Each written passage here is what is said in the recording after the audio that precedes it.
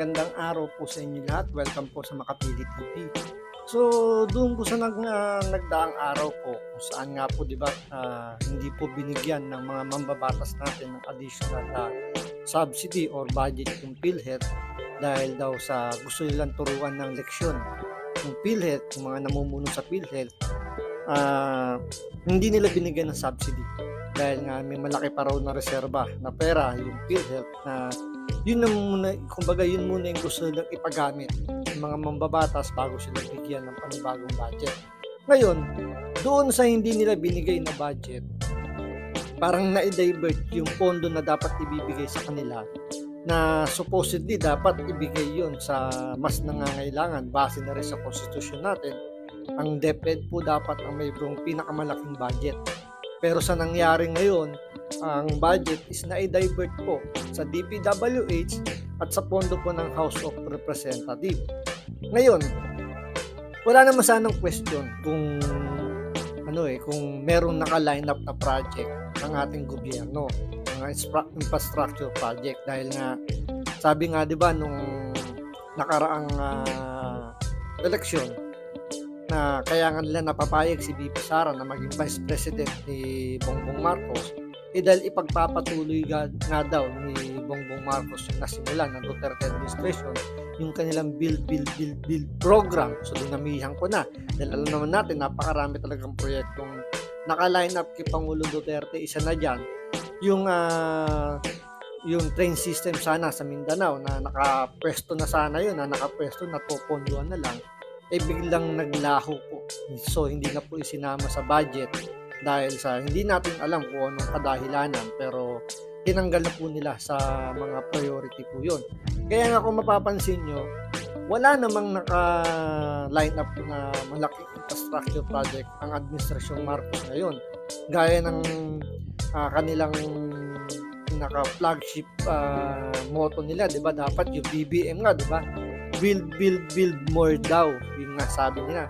Pero wala naman tayong naririnig kung ano ba yung mga malalaking infrastructure project dito sa administrasyon ni Marcos, dahil lang inuna po nila ngayon is kung paano sila makakakuha ng pondo, paano sila makakakuha ng pera, tulad na lang ng Maharlika Funds, di ba? Pag-upo kagad ni Pangulong Bongbong Marcos, yang kagad ang inatupag nila Martin Romualdez ng kanyang pinsan, di ba?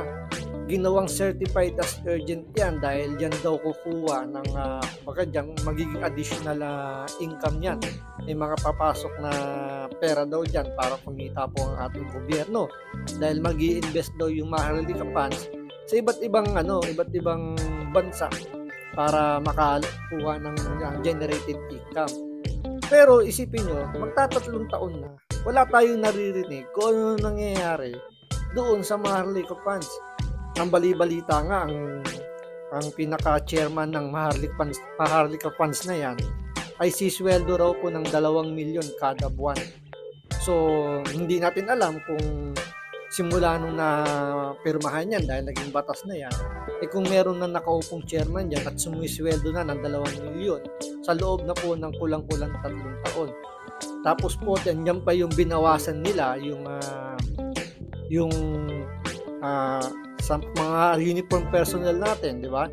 Nandiyan yung kakaltasan na sila para pag sila nag-retire, may makukuha silang retirement benefits na dati wala namang ganun. So, hinugot din, binawasan din ng gobyerno ni Pangulong Bongbong Marcos yung para sa mga kapulisan at sundaluan natin para maponduhan yung kanilang Maharlika Funds. So, makikita talaga natin na ang habol ng gobyernong ito is paano magkakapera. Dahil tingnan nyo yung budget na dapat sa PhilHealth na hindi ibinigay is inilagay doon sa DPWH. Di ba? Kitang-kita naman natin na ang DPWH wala namang programang matino. Yung kailang flood control project nga na iniyabang ni Pangulong Bongbong Marcos, doon tayo babalik talaga Iniyabang na merong 5,500 na flood control project na natapos na. Pero sinubok ng isang bagyo, lumubog po ang buong Metro Manila, pati mga karatig probinsya sa Metro Manila, inilubog. So doon natin nakita na mukhang walang flood control project. So naibulsa lang po yung pera ng taong bayan na nalaman din natin na sa loob pala ng administrasyon ni Pangulong Bongbong Marcos, gumagastos ang ating gobyerno ng 1 bilyon kada araw. Pero nakapokus sila sa pag-iimbestiga doon sa 125 million na confidential funds ni Vice President Sara Duterte na ginamit daw sa loob lang ng 11 days. Isipin nyo 125 million lang ang pinag-uusapan doon sa hearing sa Kongreso. Samantalang yung 1 billion a day ng DPWH at ng flood control project nila hindi na binigyan ng pansin. Oo, nagkaroon ng hearing sa Senado, pero after nun, ano nangyari? Binigyan pa ng malaking pondo itong DPWH. So ito, panoorin po natin itong naging interview dito kay Secretary Bunoan kung paano niya idepensa bakit sila yung binigyan ng malaking pondo. Pero syempre, bago ang lahat, kung hindi ka pa nakasubscribe sa Makapili TV, baka pwede naman pakipindot po muna yung subscribe button. At the same time, palike na rin po ng video. Wala naman pong bayad yan. Kaya, pindot na. So ito, panoorin po natin itong interview dito kay Secretary Manuel Bonoan kung ano ba yung mga project na nakaline up sa kanilang departamento. Kaya sila binigyan ng ganung kalaking pondo na halos aabot po ng 1 trilyon ngayong taon na papasok. So ito, panoorin po natin. Nangyari, ano po yung mga nakita nyo po dyan, kasi kayo, yung budget po ninyo, which was passed by the executive, was less than 1 trillion, but then, pagdating Actually, po, ang DPWH requested 900 billion. Oo, parang ganyan, di ba? So Tapos yung National Expenditure Program na galing sa Executive Department, kayo po ay biglang nadagdagan ng 288.6 billion pagdating po sa Bicameral Conference Committee. Nangyari na ito dun sa 2024 budget. If I recall right, 176 billion po yung nadagdag sa budget po ng DPWH pagdating sa Bicam. So, ganun kataas mula dun sa sinumiting NEP. Oo. Kaya nga, Tingnan nyo noong 2024, nadagdagan sila ng halos 700 billion pagdating dun sa Bicameral Conference. Tapos ngayong taon na to, pagdating sa 2025, nadagdagan na naman sila ng additional 200 billion plus. So, ano ba sabi ni BP Sara nung siya sa kanyang statement? 2 tao lang ang humahawak po ng pera ng taong bayan, which is totoong nangyayari dahil walang nagawa yung Senado pagdating sa bicameral conference na yan. Na nakakalungkot lang, di ba, na ang tapang-tapang ng mga senador natin, haharangin nila. Pero ang ending, ang nasunod pa rin yung Kongreso. So dahil ginusto ng mga namumuno sa Kongreso na bigyan ng mas malaking budget pa yung DPWH, dahil ano ba sabi ni BP Sara?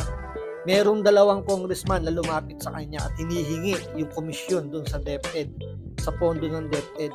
So, kumbaga, ang naging kalakaran talaga, ang DPWH, ang isa sa mga talagang ginagatasan ng mga na tao sa gobyerno natin.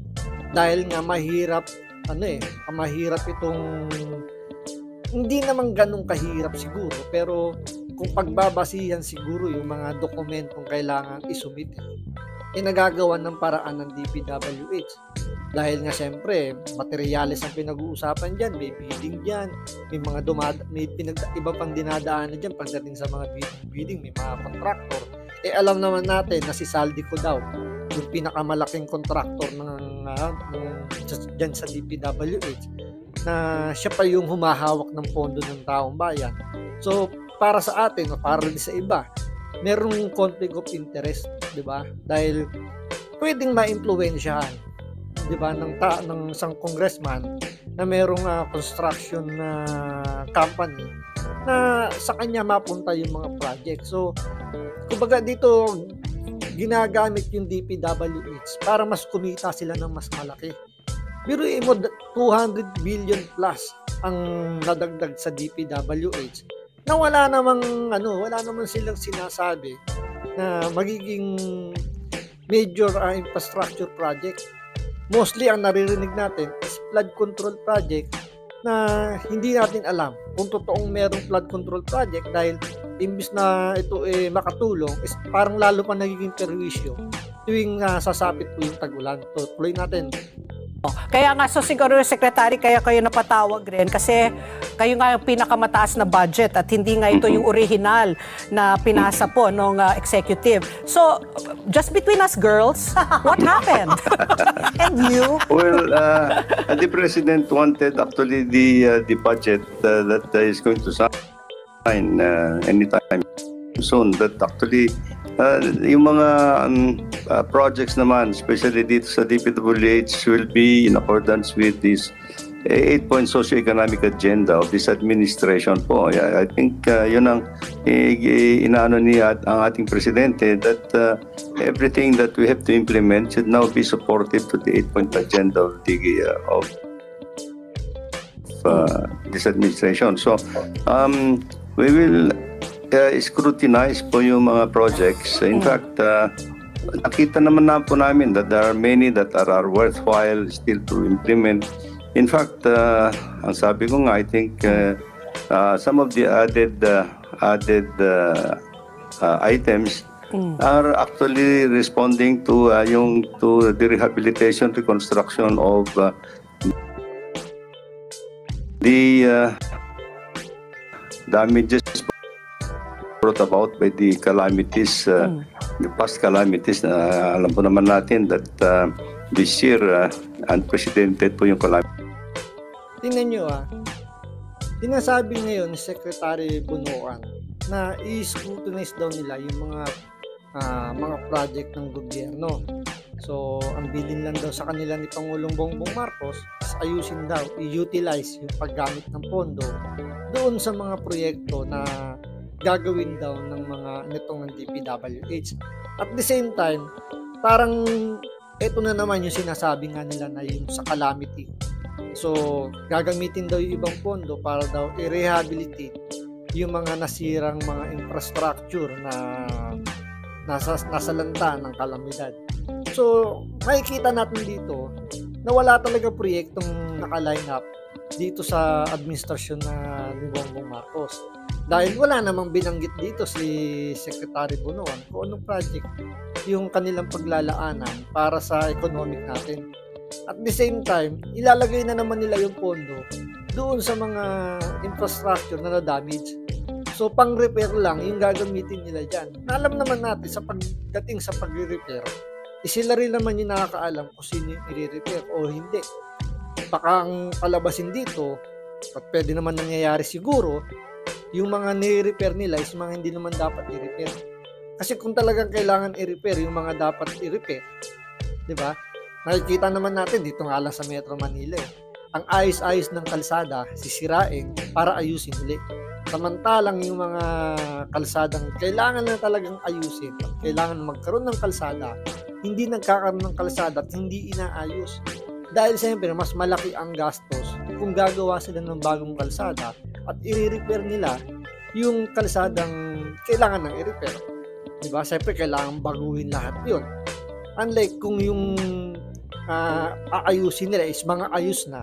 So mas maliit lang yung gastos. So makikita talaga natin dito yung build more ni Pangulong Bongbong Marcos hindi talaga nakatuon para magkaroon ng proyekto, mga infrastructure project ng gobyerno natin. Kumbaga itong BBM niya, yung build more na to, is makapag-build ng mas marami pang pondo na magamit nitong mga kawatan sa gobyerno. Hindi natin sinasabi na kasama doon si Secretary, pero ito ay para sa mga corrupt official po ng gobyerno natin na sinasamantala ang DPWH dahil isa ito sa talagang ginagatasan dahil hindi natin maintindihan bakit hindi nila nasasawata o hindi man lang nila makastigo itong DPWH. Taon-taon na lang po, lagi na lang po ang DPWH yung isa sa pinaka-corrupt na ahensya ng gobyerno. Walang natin nung panahon ni Pangulong Duterte. Mukhang hindi natin nakitaan masyado. Although meron pa rin, hindi naman talaga yan may eradicate talaga ng masasabi mong zero kagad. Meron pa rin, may makakalusot pero kumbaga may i-justify naman dun sa mga infrastructure na ginawa ni Pangulong Duterte noong panahon niya, na talagang bumuhos po yung mga project sa Pilipinas. Diba kaya nga naponduhan din yung mga dapat ponduhan sa iba't ibang lugar sa Pilipinas. Yun nga lang, dahil sa kagustuhan na kumita ng mas malaki itong administrasyon ni Pangulong Bongbong Marcos, tinanggal na po yung ibang mga malalaking proyekto na nasa probinsya, especially sa Mindanao. Tinanggalan po ng proyekto para siyempre mai-divert nila yung budget para doon at sila kumita. So tuloy natin. That came to us actually. So there are many infrastructure infrastructure na dapat natin kumpunihin at this year at the end of the day. So anyway, besides that, I think we continue to scrutinize po kung ano pa ba yung mga ibang items that we need also to isolate and set back for the time being para further ma-scrutinize po. Can you do that, Secretary? Kasi lumabas ngayon sa balita, after yung Rizal Day ceremonies, pipirmahan daw ng ating Pangulo yung ating budget para sa susunod na taon. Pero para lang sa kaalaman ng ating mga taga-subaybay and also for the sake of discussion, Secretary, no, na alam natin na yung bawat panukala na proyekto, dumadaan po yan sa masusing pag-aaral bago po yan maisama sa NEP, sa National Expenditure Program. Ngayon po, na nagdagdag ng and it's not a small amount, 288.6 billion pesos worth of projects nang hindi naman natin alam kung ano-anong projects po yung mga yan. No? So, yung ganong kalaking worth, nasaan po yung listahan? Kasi hinahanapan po natin ng mga ano yan ng specific projects, hindi po ba? Yes, kasi kung gaano kasusi noon yung pag-aaral bago masali sa NEP, bakit ngayon na pagdating po ng sinumitin ng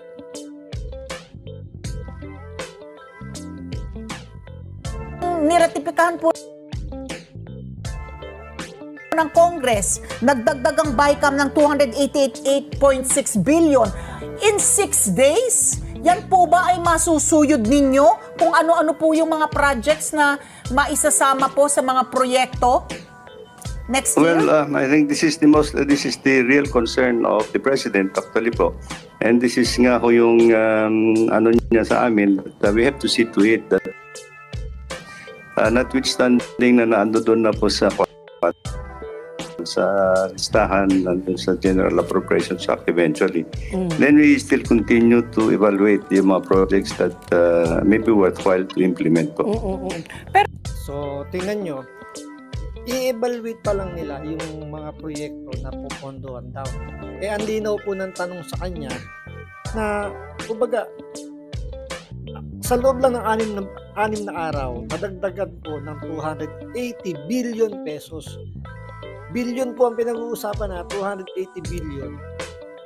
Nailusot kagad nila at may dadagdag ito sa budget po ng DPWH by the next year. So, doon sa idinagdag na 288 billion pesos, tinatanong dito kung ano ba yung mga proyekto na paglalaanan ng 288 billion na yun dahil malaking pera nga yun. Pero walang maisagot dito itong si Secretary Bunuan, kundi sinabi lang niya parang ang bilin lang, parang binilinan lang sila ni Pangulong Bongbong Marcos. Siyempre, parang hindi nga naman masita. Masabi naman na maganda katapano yung kanyang bilin is ayusin at siguro ayusin nyo yung paggamit ng pera para hindi tayo magkabukuhan dito. Dahil wala namang malinaw talaga na proyekto yung DPWH.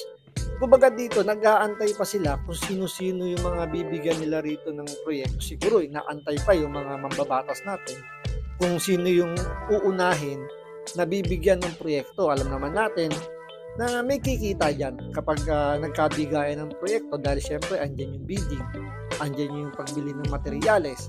So lahat yan kumikita dyan, may mga kumikomisyon itong mga mambabatas natin. Babalik natin yung sinabi ni VP Sara. merong 2 kongresista ang nanghingi sa kanya ng komisyon doon sa DepEd. So most likely, merong mga kongresista rin na lalapit sa DPWH at kukunin yung kanilang komisyon. Kaya nga nakakatawa yung nangyaring hearing sa Kongreso, pati na rin sa Senado, na mas binigyan nila, lalong-lalo na siguro sa Kongreso, di ba? Mas nag-init na init sila na questionin yung 125 million na ginastos sa confidential fund si VP Sara sa loob lamang ng 11 days. Samantalang ito, 6 days lang nabigyan po ng additional 288 billion ang DPWH at wala namang malinaw kung saan ilalagay ng infrastructure yung budget na yun. Diba? Isinalang-alang nila yung pondo ng PhilHealth na supposedly dapat may bibigay sa taong bayan yun para sa kanilang kalusugan, sa kalusugan natin dahil nga meron pong batas na universal healthcare na lahat po ng Pilipino is cover na po ng PhilHealth. Pero paano mangyayari yun kung binawasan nila yung pondo ng PhilHealth at ibibigay nila sa DPWH? So anong mangyayari sa universal healthcare ng Pilipino? Wala po. Dahil hindi naman kayang i-cover na 600 billion yung sa lahat po ng Pilipino. Kung i-divide nyo nga yan kaya ilagay mo sa 50,000 each person sa Pilipino, hindi po uubra yung 600 billion. Pero na-afford ng gobyerno natin na bigyan ng additional na 288 billion itong DPWH sa hindi naman natin alam kung saan nila pagkakagastusan yan at sila lang ang nakakaalam kung saan gagastusin yung pondo na yan. So, abangan natin kung merong mga mambabatas na tatayo para kastiguin yung ginawang paglipat ng pondo o kung pipirmahan na ni Pangulong Bongbong Marcos yung budget na yan dahil nga ayon sa balita, December 30, raratipikahan at pipirmahan na daw po ni Pangulong Bongbong Marcos yung pondo.